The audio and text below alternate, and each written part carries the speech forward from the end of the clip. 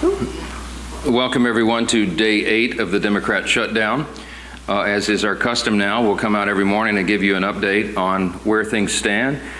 I've tried to make this as simple as possible and as digestible as possible. It seems complicated, what's happening in Washington right now. It actually is very simple. Don't let the Democrats distract you and try to convince you of things that are not true. Yesterday, or a couple of days ago, Monday, I laid out 6 simple truths about how the Democrats shut down the government, why they did it, and why it is so important for them to come to their senses and turn the lights on. Yesterday, I went through 5 fast facts for you about the shutdown, and I explained, as everyone now knows, Chuck Schumer's desperate attempts to rehabilitate his own image by shutting down the government.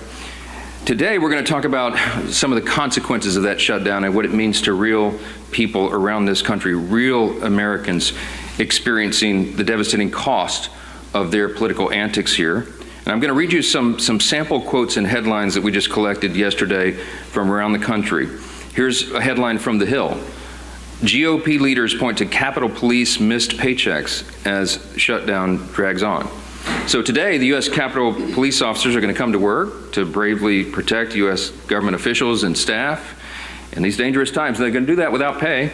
Many Democrats in this chamber, by the way, I want to note, are going to receive paychecks this month, while the men and women of the U.S. Capitol Police who are protecting them will not.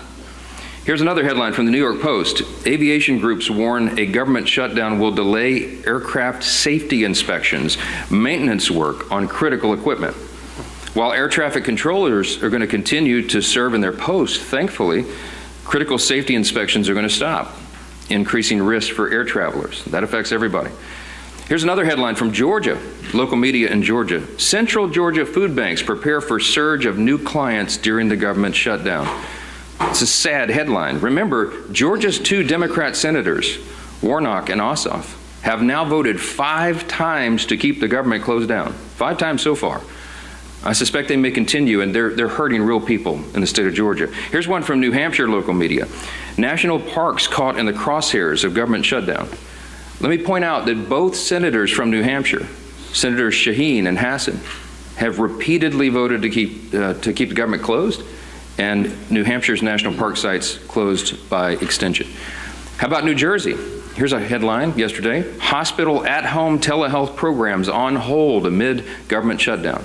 You got 2 Democrat senators in New Jersey, Andy Kim and Cory Booker, and they have repeatedly voted against funding these programs, which New Jerseyans rely upon daily. Here's one from Michigan. Michigan nonprofit leaders said a shutdown would be at best disruptive and at worst potentially devastating for local communities. There are 2 Democrat senators in Michigan, Gary Peters and Alyssa Slotkin, and they have voted now 5 times to enable this devastation upon their communities. One more, I could do this all day. Here's one more from CBS News. Government shutdown fears have Colorado food banks bracing for potential new visitors. You guessed it, 2 Democrat senators from Colorado, Michael Bennet and John Hickenlooper. They keep voting over and over to keep the government closed. Democrats claim they want to negotiate, but that is already happening in a bipartisan, bicameral fashion.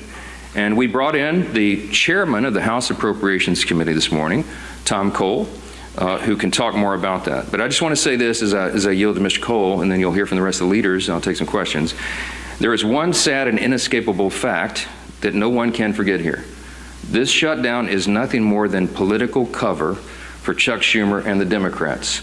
They are worried about the Marxist flanked in their Democrat Party. The Marxists are about to elect a mayor in New York City. That's Chuck Schumer's state, and he's terrified that he's going to get a challenge from his far left.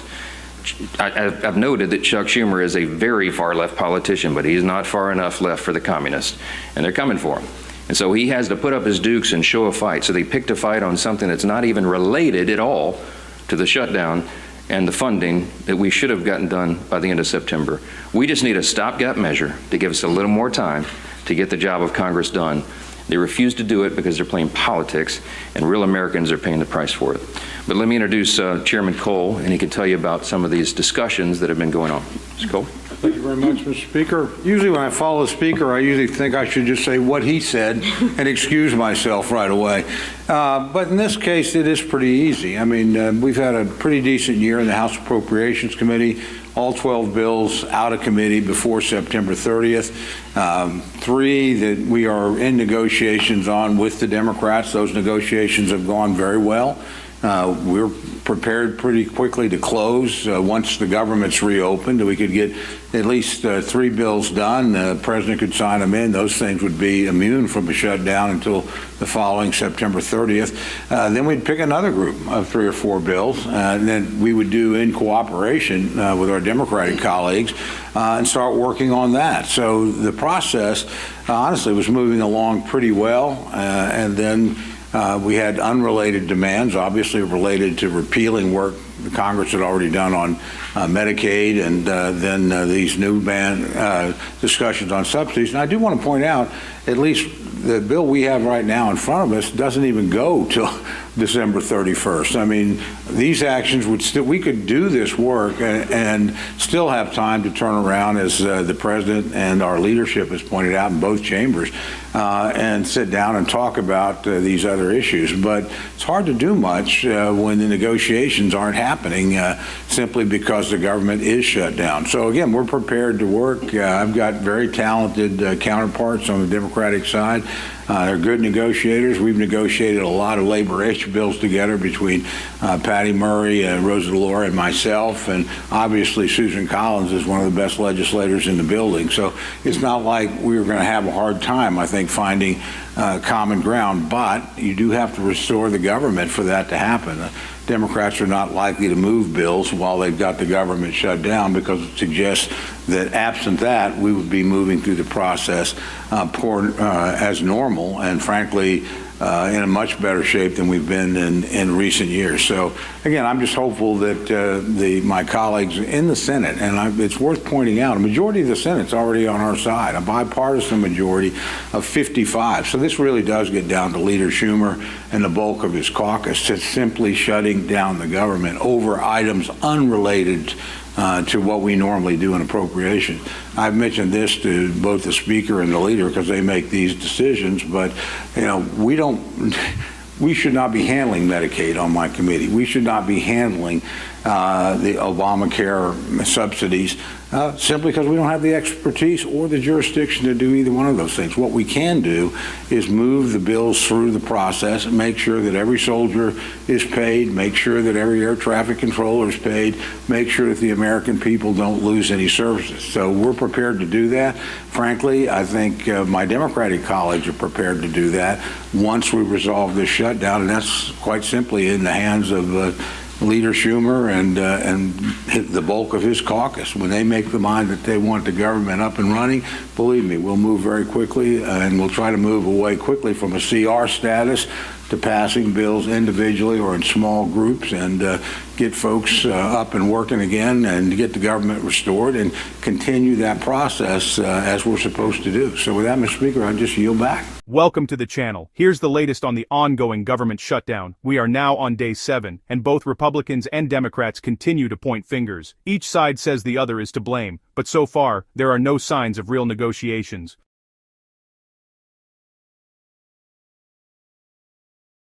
Congressman Gil Cisneros told us the president's claims of talks happening are simply false. He says Republicans control the House, the Senate, and the White House, and calls this their shutdown.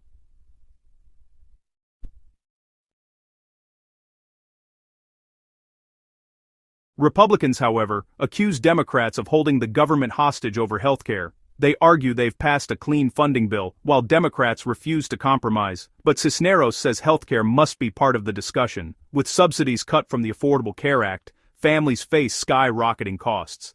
Some Americans, he says, are being forced to choose between rent and medical care. Democrats also reject short-term fixes. They argue Republicans have broken similar promises before, pointing to issues like the DREAM Act. Cisneros insists, we can't keep kicking this can down the road. Meanwhile, the shutdown's impact is spreading. Hundreds of thousands of federal workers are furloughed or working without pay, from TSA agents to the military. Critics say canceling sessions in Washington sends the wrong message while so many families struggle. as for a solution. Cisneros says it comes down to leadership. He believes the president could end the shutdown immediately by bringing both sides back to the table. Until that happens, Democrats say they won't hand over what they call a blank check to the White House. 8 days. We are now 8 days into the Democrats' shutdown. 8 days that our troops are not getting paid. Border Patrol agents are going without mission-critical funding.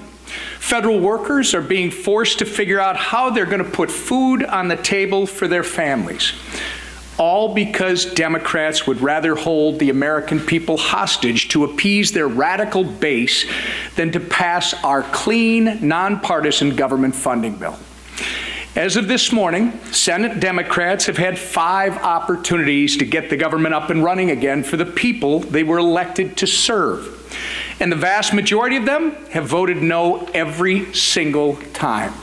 Their obstruction is not only a slap in the face to hardworking Americans whose livelihoods are being put at risk due to the Democrat shutdown, it's also a slap in the face to the constituents who fund their salaries with the expectation that they fulfill their basic constitutional responsibilities. In my hand, I have more than a dozen pages of organizations from across the country representing Americans from every end of the political spectrum echoing the exact same message. And that message is that government shutdowns solves nothing and hurts everyone. So to our Democrat colleagues in the Senate, enough with the political grandstanding. Do the right and responsible thing by passing the House's clean CR immediately. Americans are already hurting. People's jobs are at stake. You can and must end the political games and reopen the government today. And with that, I turn it over to our conference chair, Lisa McClain. Thank you. Good morning, everybody. Again and again, Democrats have chosen to put illegal aliens over hardworking Americans. That is not my opinion. That is fact. Read the bill. Democrats let millions of illegals pour in across our border under Joe Biden. Democrats gave them driver's license. Democrats allowed them to cast ballots in elections. And now Democrats are fighting, they are fighting to give illegals health care on your dime. Democrats want to take money out of your pockets and give them to illegal aliens so they can get government benefits. These aren't my opinions. These are actual facts. Go to the website and read the facts, right? But what Democrats do when they have no plan, no vision, and no leader, they have to misrepresent the truth. And they do that over and over again, and they think you, the American people, aren't going to notice. They're not going to notice. You're not going to notice that they're taking money out of your pockets and giving them to illegals. They're going to try and put their spin on it. But I challenge you, go to the website and read it for yourself. When Democrats have the choice between standing up for American people or catering to the illegal aliens, what do? They choose illegals every single time. Time and time again. And that's exactly what they're doing again in this government shutdown fight. Democrats are putting illegals above American citizens. So I ask the Democrats, how long will it take you to put Americans first in this funding fight? I ask our senators, Senator Peters and Slotkin, when are you going to put the American people first? The people that elected you to represent them. How many times will you vote against our troops? I ask Senator Peters and Senator Slotkin, how many times are you going to vote not to pay our troops? How many times will you vote against moms and babies who rely on WIC? Against flood insurance? How many times will you vote to put illegals first and Americans last? The answer to that question is as long as the radical base keeps calling the shots. My two senators are pandering to their radical base as well. Republicans, however, are actually putting Americans first every single day. And why? Because that's our job. That's our duty. And quite frankly, that is our responsibility. And I call on the Democrats, especially the two Democrats from my state, Senator Peters and Senator Slotkins, please put the American people who you represent first. We'll take a few questions. Yes, ma'am. Speaker Johnson, thank you. Do you agree that the mayor of Chicago and the governor of Illinois should be in prison? Should they be in prison? Should the mayor of Chicago and the governor of Illinois be in prison? I'm not the Attorney General. I'm the Speaker of the House, and I'm trying to manage the chaos here. I'm not following the day-to-day on that. I do know that they've resisted the introduction of, or the offering of National Guard troops in Chicago, which is a terribly dangerous city and has been destroyed in the process of being destroyed under liberal Democrat governance and their terrible policies. I would just cite for you in response Exhibit A, which is the District of Columbia. All of you are able to walk safely into the Capitol today, and you can park your cars blocks away and walk back to your cars, and you're not in fear of having your purse snatched or your car being jacked or being assaulted. And why is that? Because President Trump had enough of it. He's a strong leader in the Oval Office, and he used the resources that were available to him, the National Guard, to bring order to the chaos. The Democrat mayor of the District of Columbia ultimately said, thank you so much for the reinforcements, and you're all enjoying the spoils of good policy and return to the rule of law. If we could do that in the other major cities in the country where they're having terrible crime crises, that should be seen as a positive, and I think most Americans see it that way. If you're a resident of Chicago or New Orleans or one of these other Democrat-run cities, you've had enough. You're tired of your family being walking in fear and not being able to enjoy their lives. And if President Trump can use the resources and do it in a lawful manner to allow National Guard troops to help bring order and restore the rule of law, that is something that is wildly popular with the American people. Now, if you have elected officials in some of these states who are committed to their radical, soft-on-crime ideology and defunding the police and all the things the Democrat Party championed for the last several years, and they want to stand by that, we encourage them to do so. We'll see what the people think about it. Yes, sir. Back row. Speaker Johnson, a lot of the free health care for illegal aliens that you've been talking about is care provided in emergency rooms, which are required by federal law to care for anybody, even if they can't pay, even if they're not a citizen. Do you think that that law should be changed? No. You're talking about EMTALA, which has been part of the law for most of my life. Emergency care is provided without question to anyone who comes in. If you're hemorrhaging and you show up in an emergency room, you get treated. That's something we all support. That's a very good law. We're in favor of it.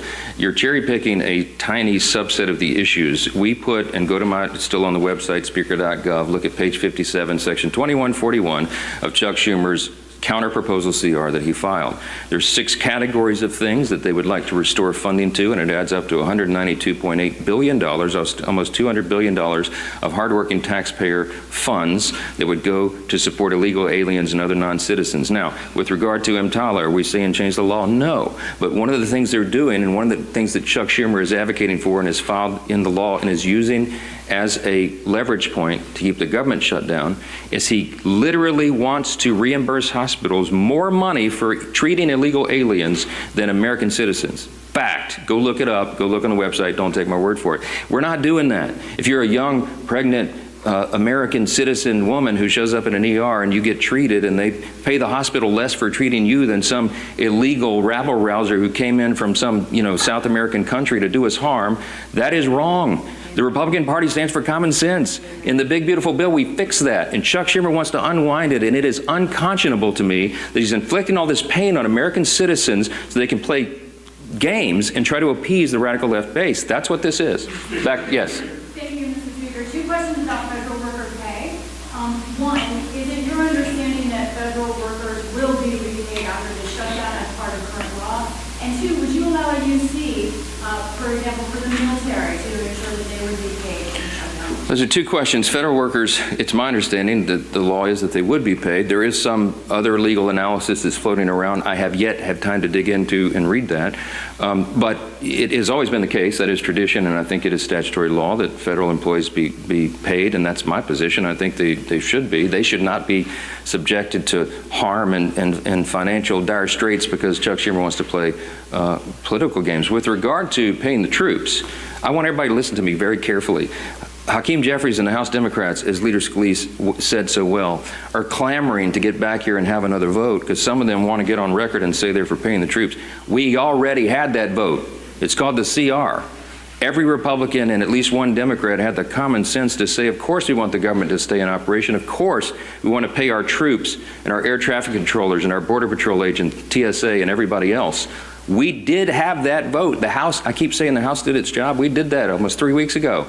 And every Democrat in the House except one voted against it. They voted that they did not want the troops to be paid. They did not want TSA agents to be paid. They did not want air traffic controllers, Border Patrol agents, and all the rest.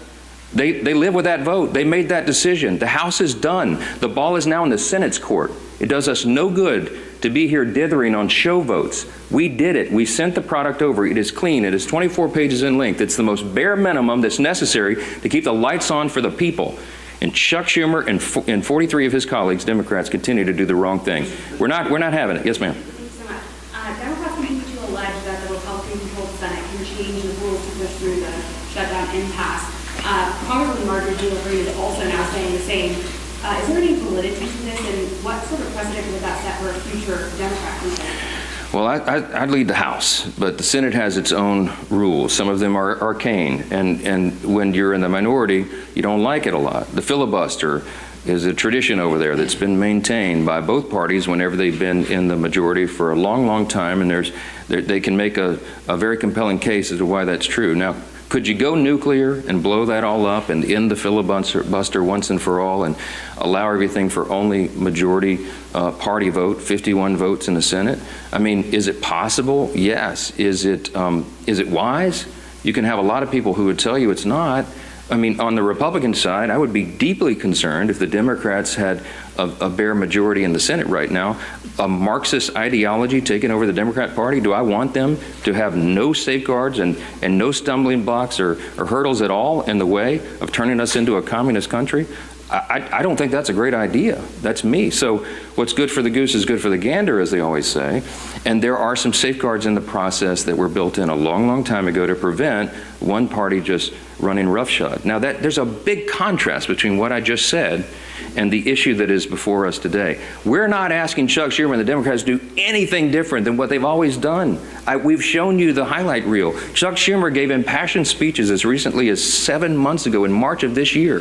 He said, we have to keep the government open. It would be dangerous and harmful to the American people. He said after the vote, he went on CNN and said, I'm proud of that vote. I didn't like it, but we had to do that. He was right then. He is not right now. We're not asking the Democrats to do anything heroic. We're asking them to do their basic duty and responsibility, as Chairwoman McClain said. Keep the government open. The first responsibility, I'm sorry, I'm aggravated. The first responsibility of the government is to protect the people. And the people who are supposed to be protected are being completely cheated by Democrats in the Senate because they want to play politics. They hate Donald Trump. I mean, they have Trump derangement syndrome. It's very real. Listen to their own comments. And they have to show a fight at any cost. When does that cost become too high? In our view, it already has. They have another chance today to reopen the government, and we'll see if they do the right thing. I pray that they do, because real people are being affected by the games here, and they're sick of it. Thanks so much.